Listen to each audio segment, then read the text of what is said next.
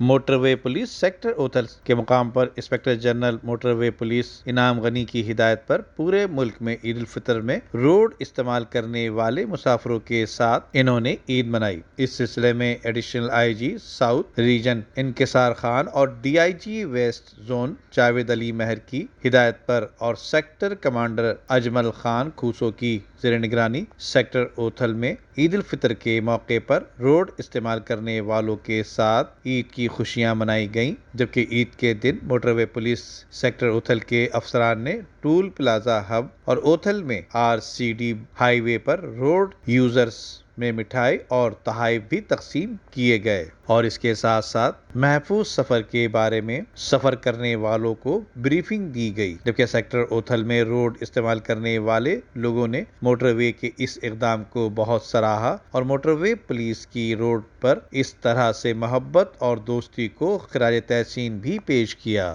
Nadeem Siddiqui, metro 7 Pakistan.